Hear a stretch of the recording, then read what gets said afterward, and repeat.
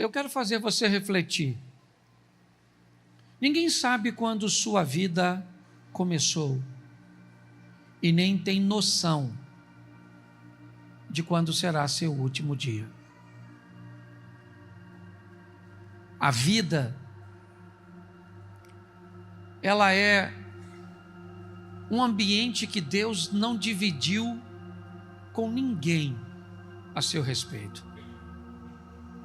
Ninguém sabe o dia que chegou nesse mundo. Você sabe o dia que você nasceu, mas você nasceu com uma estimativa de 9 meses após você ter chegado. O salmista diz: tu me teceste no ventre da minha mãe, eu ainda era informe e o Senhor já me via. Por isso que para nós o aborto é um assassinato, certo? Porque o texto do salmista diz que mesmo ainda não tendo a forma, ou seja, ainda são aglomeração de substâncias, o texto diz que Deus já sabia quem nós éramos. Então, uma mãe só sabe que está grávida semanas depois. Algumas até mesmo. Tem alguma mulher aqui que descobriu que estava grávida depois de 2 meses? Quando já descobriu te amar de 2 meses? Levanta a mão assim. Olha aí. O filho já estava lá. E a desavisada? Porque Deus não avisa quando colocou. Certo? Tem alguém que já descobriu com 5 meses. 5 meses. Dessa daí, menina, escondeu o que deu. Você consegue entender? Atestado de óbito também não dá para ser preenchido previamente, pelo menos no que diz respeito a horário da morte, certo? O médico, até por expertise, aparelhagem, certo? Por manutenção de sinais vitais, pode mandar um recado para a família: olha, gente, não deixe de vir hoje, certo? Porque seu pai, seu filho, não passa de hoje, então venha ver. Mas o médico não pode dizer: olha, dá para chegar aqui até 11h35, porque 11h50 já foi.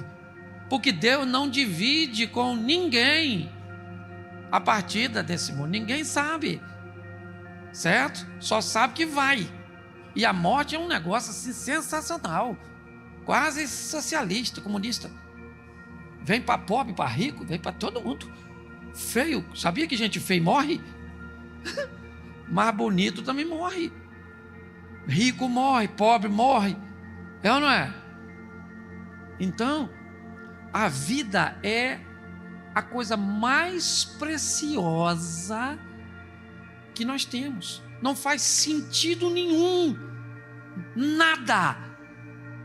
Chega na beira de um caixão e oferece $1 milhão por defunto e vê com que nível de alegria ele fica.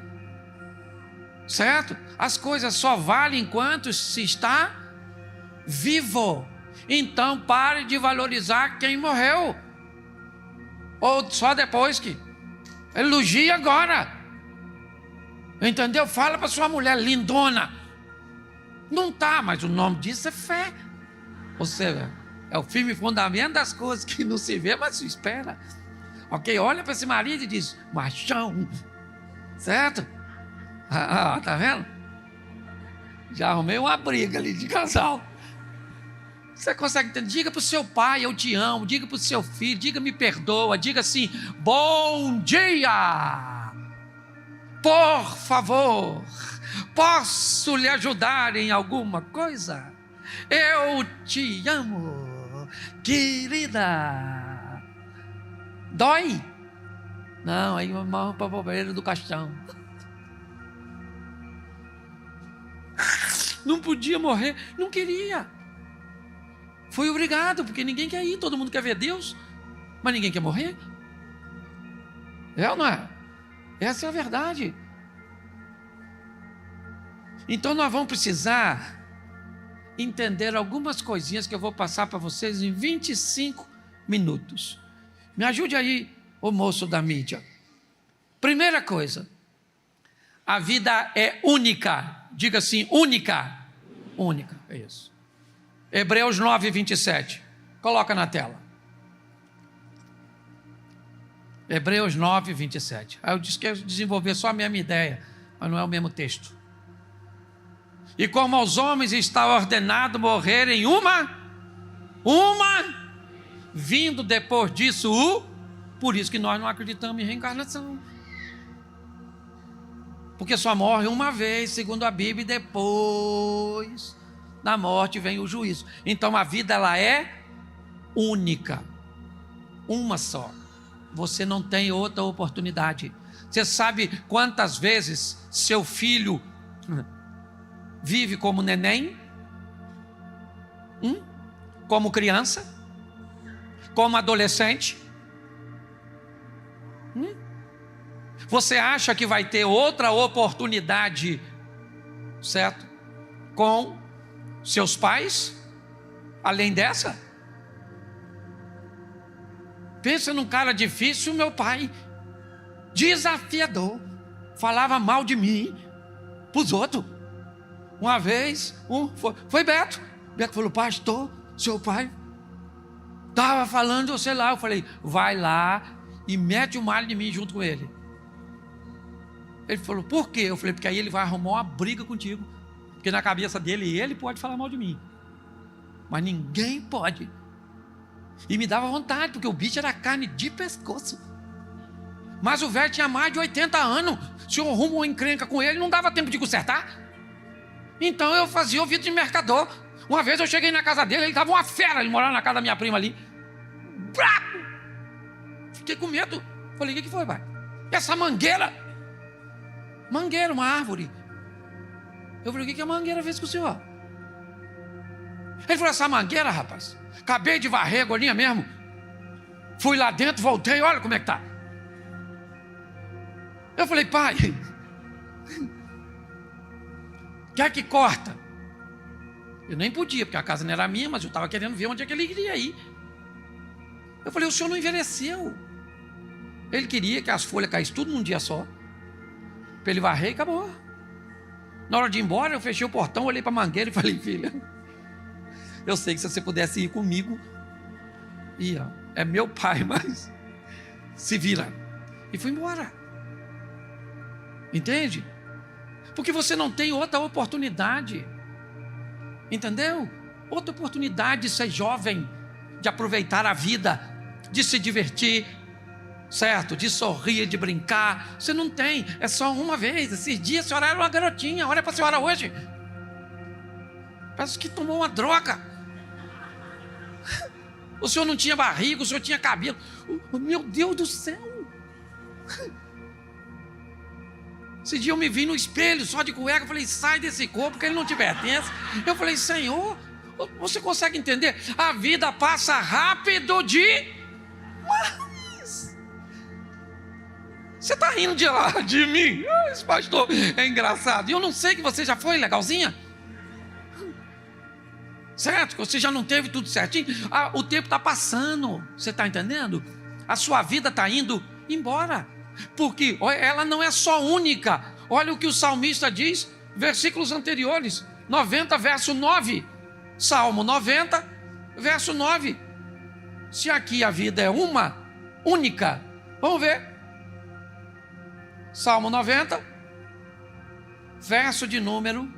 Pois todos os nossos dias vão passando na tua indignação. Passamos nossos anos como um conto que se conta. A vida como um conto, como uma coisa passageira. Verso 10. Os dias da nossa vida chegam a 70 anos, e se alguns pela robustez chegam a 80 anos, o orgulho deles é canseiro e enfado, pois cedo, se corta e vamos voando. A vida é única, a vida é curta e a vida é rápida. numa vida única, curta e rápida, você não tem outra chance. Você tem que aprender a viver o mais rápido possível. E entenda uma coisa: sua vida foi entregue a você no ventre de uma mulher. Deus entregou a você. Alguém teve tutela, ou tem até hoje, dependendo da sua idade, mas a vida foi entregue a você, e é você que vai devolver a sua vida. É você. Entendeu? Quem vai entregar depois a sua vida é você. E Lucas 12:20, coloca por favor. Lucas 12, verso de número 20.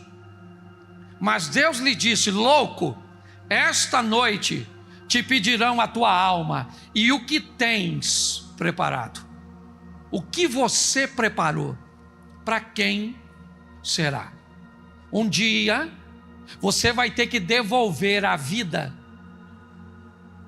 que Deus te entregou e que confiou a você, certo? E aí esse texto está perguntando: o que você tem preparado, para quem será? Quem? Como? Na hora de devolver, vou devolver para quem? É isso mesmo, luz ou trevas? Para onde? Deus te entregou, mas na hora que você vai devolver, Ele não vai aceitar, a não ser que o que você preparou, a forma que você resolveu viver, foi a forma correta. Então eu vou te dar 7 recomendações. Se você gosta de anotar, certo? Eu te recomendo. Mas eu vou te dar 7 coisas que você não deveria desprezar. Mas qual é a recomendação bíblica para isso? Aí eu vou no Salmo 90, verso 12, um texto usado, né, pela Mary no primeiro culto. Vamos lá? Salmo 90, verso 12. Ensina-nos a contar os nossos dias de tal maneira que alcancemos corações sábios. O que é um coração? Ou o que é uma pessoa sábia? Nós vamos entender que você pode estar vivo, mas pode não estar vivendo. Você pode estar vivo, mas pode não estar vivendo. Você pode estar casado, mas pode não estar vivendo um casamento. Você pode ter um filho, mas não está vivendo e exercendo uma paternidade. Você pode ter um pai, mas se sentir um órfão. Estar vivo e viver são coisas distintas.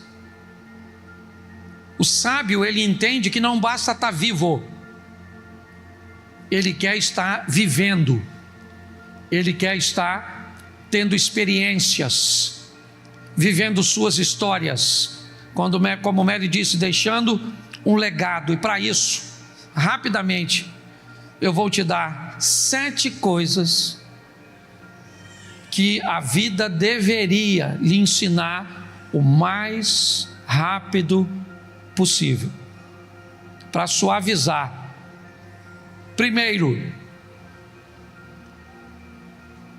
Primeira coisa, se você quer viver bem,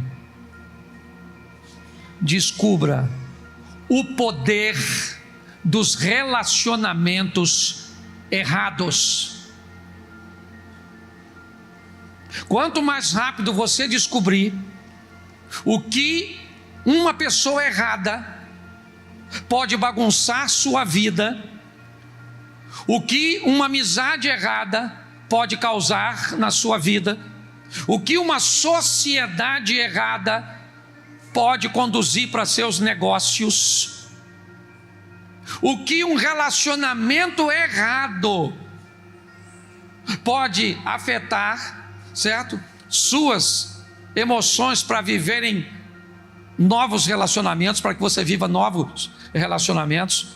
O salmista, no Salmo 1, eu vou dar um exemplo para cada, verso 1, coloca para mim, por favor. Salmo 1:1, está aí, ó. Põe, por favor. Isso, bem-aventurado o homem que não anda segundo o conselho dos ímpios, não se detém no caminho dos pecadores, nem se assenta à roda dos escarnecedores. Aprenda a descobrir o poder de um relacionamento errado. Essa é uma das lições que pode suavizar muito sua vida. Eu estou cansado de ver gente que se enfiou em relacionamento com pessoas erradas e sofrem até hoje. Levaram prejuízos econômicos, prejuízos, né, emocionais, prejuízos espirituais, porque não entenderam isso. Tem gente que, se entrar na sua vida, destrói. Vou te dar um exemplo. O capitão do barco, do livro de Jonas. Você conhece a história do Jonas, né? Aquele profeta que desobedeceu a Deus. Para fugir da presença de Deus, ele desce até uma cidade marítima chamada Jope. E ali tem um cara, um capitão. Ele conduz uma embarcação que faz ali mais ou menos, na época, Alexandria ali, naquela, né? Jope, aquele porto marítimo ali, ao norte de Israel, pertinho da fronteira de Gaza, e vai até a Espanha. Ele já fez aquilo diversas vezes, até que um dia o tal do Jonas entrou no barco dele. Cara, ele não sabe quem é Jonas. O Jonas tem dinheiro como todo mundo tem. O Jonas simplesmente pagou uma passagem e entrou no barco do cara. E aí, o cara tá bom. Quem é Jonas? Não me interessa. O importante para mim é o dinheiro. Ele tem dinheiro para pagar, então entra. Eu dou a ele acesso à minha vida, pronto. Agora a embarcação do cara inteira, ele perdeu toda a carga que ele foi obrigado a jogar fora para dar mais sustentabilidade ao barco. Perdeu tudo. Ele precisava perder? Não. Tinha algo dentro do barco dele que não deveria estar.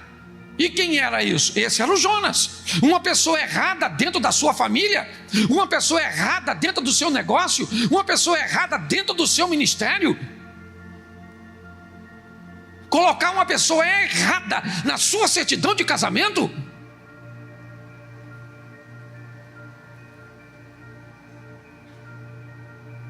Mas elas são tão importantes para Satanás. Uma pessoa errada é tão importante para Satanás, que um filho é capaz de negligenciar os conselhos dos pais, a orientação dos magistrados na escola, o conselho, certo, de familiares com mais experiência. Porque Satanás sabe, se colocar uma pessoa errada na vida de uma criança, se colocar uma referência errada na vida de um adolescente, se colocar uma pessoa errada no lugar certo, é capaz de fazer estragos irrecuperáveis. Então não brinque. Quando alguém chegar na sua vida, melhor do que perguntar quem é você, seria você ter um pouquinho mais de espiritualidade e perguntar na sua cabeça: quem foi que te mandou?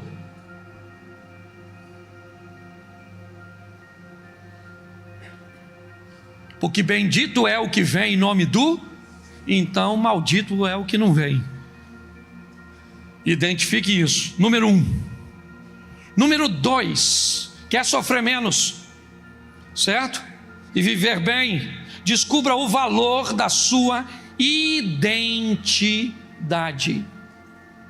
Quem não sabe quem é um prato fácil, é massa de manobra.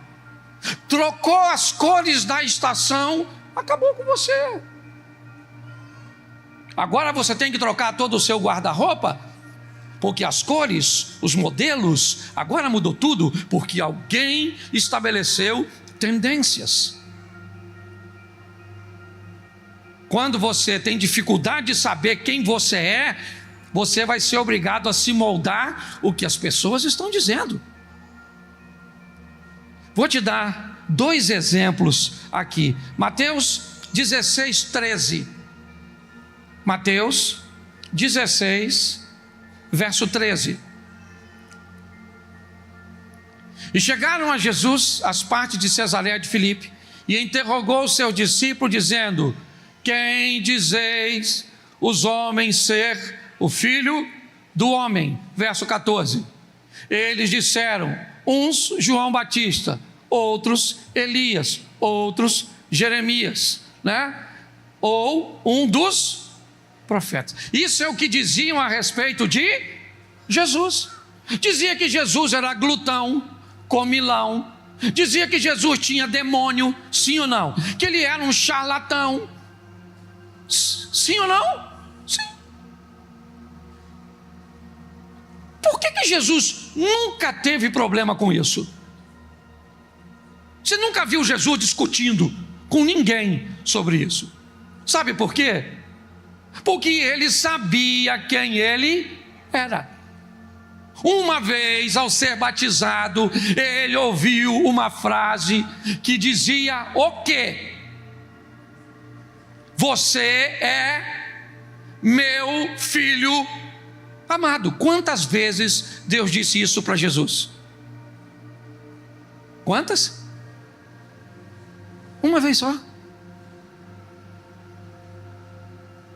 Uma vez. E acabou. Mas logo assim que ouviu, a mensagem estava fresca. Foi uma vezinha só. Jesus vai para o deserto. Qual é a frase dita por Satanás 3 vezes no deserto a Jesus? Se tu és o Filho de Deus. Ué, como assim se eu sou? Se eu acabei de escutar que eu sou. A vida dele foi sendo questionada quem ele era. E é assim comigo e com você. Diga nessa sociedade louca que você é feliz. Diga, ouse falar que você é feliz. Fale. Sai por aí dizendo eu sou feliz. E alguém vai falar: ô, para de palhaçada, rapaz. Que feliz, rapaz. Só esse negócio de ser feliz. Você não pode ser feliz. Engraçadinho. Feliz. Mentira. Por quê? Porque quando você é feliz, você quebra o sistema. Porque presta atenção, o feliz, ele, que eu deixei meu celular lá em cima. Esses dias o cara perguntou, já tem um tempinho já, o garoto me perguntou que número meu celular era. Aí eu falei: meu celular eu acho que é 14. Aí ele falou: você não tem 15 não?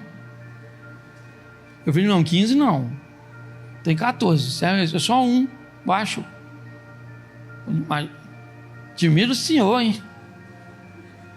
Pastor assim, famoso, celular 14. Aí eu comecei a ficar sem graça, né? Como eu tenho um 14? Eu falei: mas esse negócio de 15 aí faz o quê? Não, 15.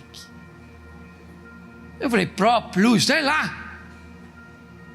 Eu falei, mas o meu liga direitinho. Mas é 14? Pô, aí eu já comecei a ficar. Eu estava feliz com 14. Eu nem sabia que negócio de 15 era mais que 14, só na matemática, mas era um só. Eu nem estava duro, estava só com 14. Aí. E ele começou a me. Mas aquilo começou. Eu falei, eu vou. Ele falou, já saiu de 16. Pô, aí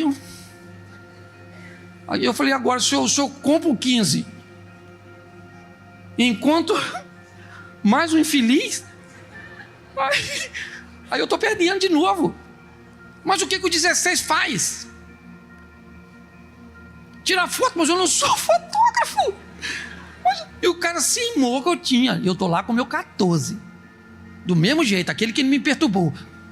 Feliz com o 14, mas preocupado. Mas aí eu pensei assim, e o cara do Nokia? Ele nem atende mais, porque se ele aparecer com um troço desse, aí manda um amigo meu, apanhou do bandido. O cara pegou o celular dela e jogou no rosto dela, cortou, para ela tomar vergonha. Eu falei, então eu vou continuar com o meu 14, eu faço uma vergonha pequena. Porque se você fala que você é feliz no casamento, fala, ousa. Chega num salão desse lotadérrimo e diga, meu marido é a coisa mais maravilhosa do mundo, eu sou feliz da vida com aquele homem. E olha. Mó mentira. Isso aí deve estar passando um período bom. Já as coisas entram no eixo. Não presta para ninguém, não presta para minhas amigas. Alguém presta aí, alguém presta. Então, se você for feliz, você quebra o sistema. Essa é a verdade. E você só consegue ser feliz quando você sabe quem você é. E o dia que você descobre e resolve viver, até se você tentar, o contrário não dá certo. Vou te mostrar agora. Quer ver? Coloca esse texto aí para mim, Santo Varão. Mateus 69, Mateus 26, 69. Mas vamos até o 73. Mateus 26, 69. Ora, Pedro estava sentado fora do pátio, e aproximando-se dele uma criada disse, tu também estava com Jesus, o Galileu. Olha, ela nem perguntou, certo? Ela afirmou, mas ele fez o quê? Negou diante dizendo, o que ele disse?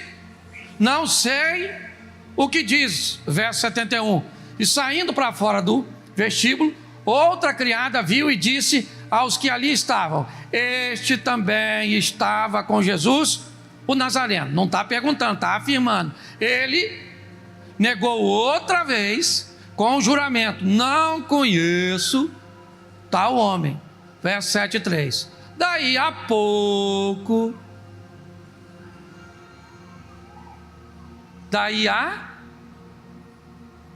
bom, vamos entender o que está acontecendo aqui. Duas pessoas deram uma identidade para Pedro. Qual era? Pedro é parceiro de Jesus. Pedro caminhava com ele, sim ou não? O primeiro Pedro disse só aqui? Não. Da segunda vez a mulher afirmou, ele começou a mudar seu vocabulário, começou a perder sua identidade.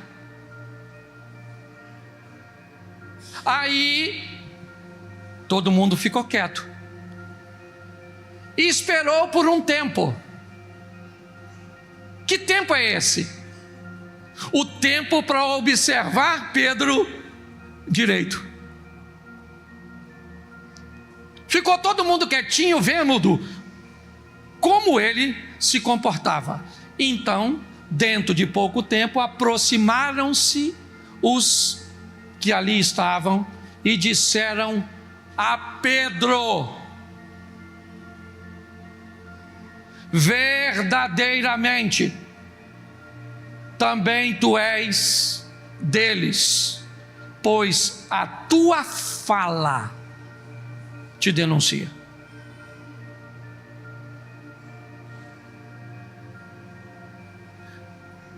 Quando você não pertence a Ele, você pode dizer que pertence, que vai passar vergonha, porque as pessoas vão ficar de olho em você. Quando você pertence a Ele, até se tentar dizer que não pertence, não tem. Um dos vídeos que fiz aqui na igreja, que viralizou na época, tinha a ver com identidade. Rei Leão. Você deve lembrar. Onde Mufasa, o pai de Simba, morre numa estourada de gnus. Com a morte de Simba, o herdeiro do trono, ou com a morte de Mufasa, o herdeiro do trono é Simba. Mas o tio de Simba, Scar, irmão de Mufasa, anseia a pegar o trono. Então o que ele faz? Vai a Simba e acusa a Simba, que é um menino, né? Um leãozinho. Acusa a Simba e diz que você precisa fugir. Fuja, fuja. Você é o culpado. Simba então foge, encontra um porco e um suricato, Timão e o Pumba, que agora estão amedrontados ao ver aquele leãozinho, e convence Simba de que ele não é leão, e que ele deve viver a vida dissolutamente. Ele então perde a identidade, e ao invés de ser um carnívoro, vai comer larvas, levando pedras e troncos e comendo lagartas. O tempo passa, o macaquinho aparece e diz para Simba: eu sei quem você é, eu conheço você. Ele disse: não, você é Simba, é filho de Mufasa. Ele disse: não, isso é passado. Mas quando ele descobre agora a sua identidade novamente, ele volta lá e assume o que é seu. O tempo inteiro este mundo pós-moderno está tentando nos moldar ao que eles querem. Não pensem, pensem que pensem. Pensem exatamente o que nós queremos que você pense, da forma que nós queremos que você pense. É assim que funciona. É isso que nós temos visto o tempo inteiro. Ninguém consegue ser feliz se não tiver uma identidade formada. Terceiro, para nós andarmos, me dá aí mais 7 minutinhos e eu termino. Normalmente eu não passo do horário, mas hoje eu vou precisar rapidinho. Não vou perder mais tempo aqui não. Filipenses 4:8. Vou dar só os textos, e se você quiser anotar aí depois você. Filipenses capítulo 4, verso 8. Terceira dica que eu quero te dar, que você não deve esquecer, a gente. Filipenses 4:8. Quanto ao mais, irmãos, tudo que é verdadeiro, tudo que é honesto, tudo que é justo, tudo que é puro, tudo que é amável, tudo que é de boa fama, se há alguma virtude e se há algum louvor, nisso pensai. Terceira dica: fuja das informações negativas. Está aí. Se é bom, vamos lá? Se é verdadeiro, honesto, justo, puro, amável, boa fama, se tem virtude, se tem louvor, coloca para dentro. Não tem como ter uma vida saudável ouvindo o que você ouve, lendo o que você lê. Não tem como. Não tem uma mente saudável que consiga ver esses reality shows. Não tem como ter uma mente saudável e tranquila vendo programas como essas reportagens. Não existe isso. Por quê? Porque o que está ali não é justo, não é de boa fama. Então não tem como ter uma boa qualidade de vida emocional, não. Você precisa. Isso eu aprendi com o Padre Léo. Tem algum católico aqui nos visitando? Levante a mão, por gentileza. Tem? Isso aí. Lembra dele? Padre Léo? Penda, Padre Léo me ensinou uma coisa numa das suas palestras: nunca diga, vou assistir televisão. Sempre diga, vou assistir um programa de televisão. Porque quem assiste televisão, assiste o que passa. Quem assiste um programa de televisão, seleciona aquilo que vai assistir. Então pare de ouvir tudo, porque mesmo sem notar, isso interfere demais na sua saúde. E é bíblico. Se não tem todos esses requisitos, não pense nisso, certo? Se tem nisso, pensai. 4. Dê mais importância à sua vida do que à vida dos outros. Quer ir bem? Mateus 7,3. Mateus capítulo 7, verso 3. E por que reparas tu no argueiro que está no olho do teu irmão? Deixa eu te falar, está uma pouca vergonha. A vida do outro virou espetáculo, principalmente os famosinhos. Eis agora filma eles no hospital. Eles estão no hospital e com o celular filmando o procedimento. E assim, ó. Aí não dá tempo de viver a sua. Então você quer ir bem na sua vida? Bota a sua vida na frente da dos outros. O texto está dizendo aí, antes de ficar olhando a vida dos outros, aí o que o texto quer dizer, não é só o defeito não, é pare de olhar a vida dos outros e passa a olhar mais a sua, porque fulano engordou, e a senhora que está acabada, o outro que está vivendo desse jeito, o outro está fazendo isso, o outro está fazendo aquilo, o filho do outro, e o seu? Você não tem olho para olhar o seu não.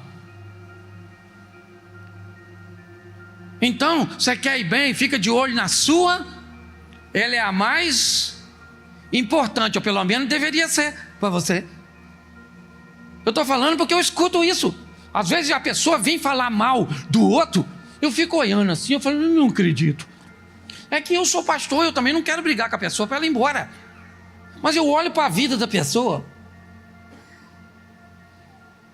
eu falo, não. Eu vou falar para ela, mas aí eu falo, se eu falar para ela, eu sou igual a ela, que ela está falando mal dos outros, e eu sei as besteiras que ela faz. Aí eu vou falar para ela, falar, você não tem nem condição de falar. Então torne a sua vida mais importante que a dos outros.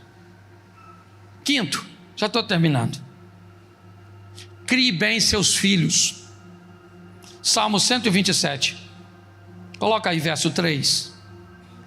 Salmo 127, verso 3. Quer ir bem na sua vida? Deixa eu falar uma coisa para você. Se não quiser criar bem filho, eu vou te dar um conselho: não tenha.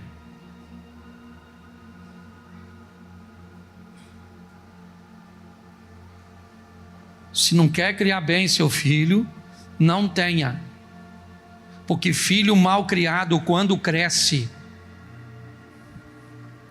eis que os filhos são herança do, e o fruto do ventre, o seu galardão. Verso 4. Como flechas na mão de um homem poderoso, assim são os filhos da mocidade. Fecha no 5. Bem-aventurado o homem que enche dele a sua aljava. Não serão confundidos, mas falarão com os seus inimigos à porta. Crie bem seus filhos. Crie bem, primeiro para ser um indivíduo temente a Deus, depois para ser um cidadão de bem para a sociedade.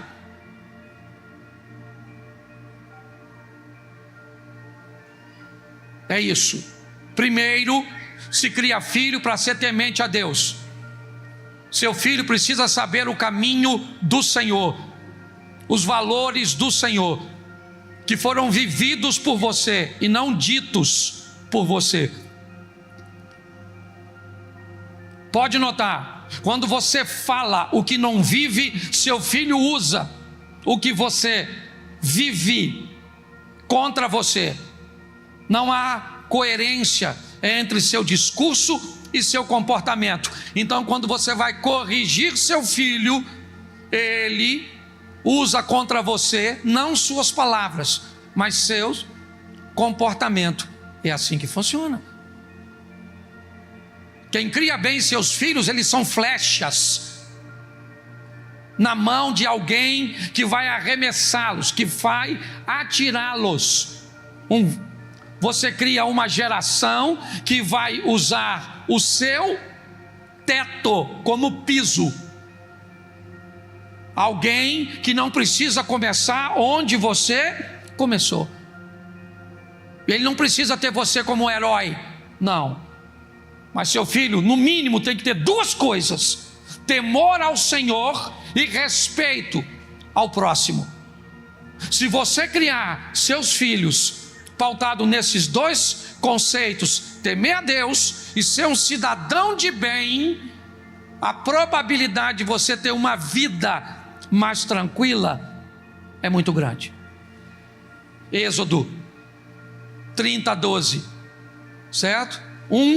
Dos 10 mandamentos, é o 6º, aqui para com vocês: cuide bem de seus pais. Não interessa se ele é grosso, se ele é burro, se ele já fez isso com você, fez aquilo. Ele foi participante, junto com sua mãe, para colocar você no mundo. Talvez não dê para dar a seu pai tanto acesso, porque a Bíblia diz que nós devemos honrar pai e mãe, mas a Bíblia também nos alerta que devemos dar honra a quem merece honra, certo? Mas por menos honrado que seja um pai, uma mãe, eles ainda precisam receber a honra de ter sido participantes, de ter te colocado neste mundo. Isso traz bênçãos de Deus para a sua vida. Por que é que você acha que o único mandamento com promessa é esse?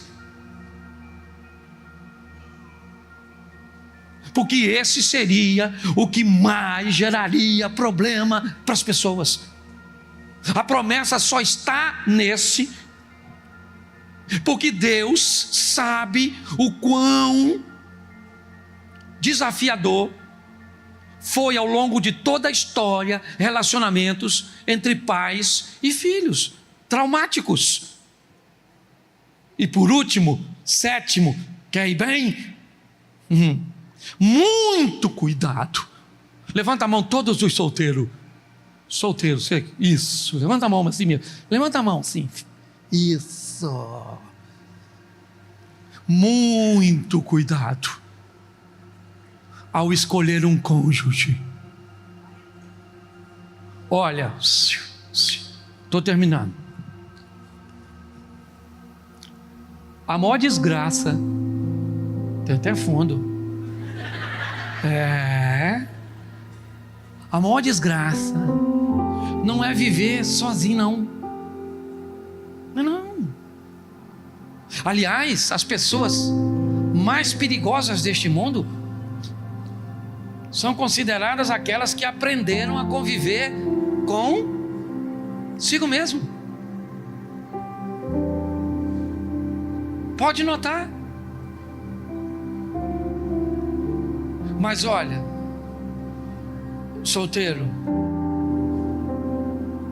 escolha direito, examine direito, converse com o ex. Viu um garotinho e tal, gostou do rapaz? Não acredita na internet não. Até hoje, porque os filtros hoje também estão cão. Inteligência artificial, voz, nego mexe em tudo. Você marca um encontro com Brad Pitt e encontra com Pedro e Lara. Você está entendendo? É um troço assim.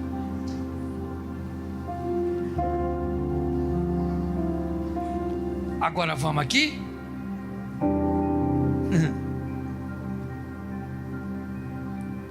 Se você levar a sério e tirar do seu caminho as pessoas erradas,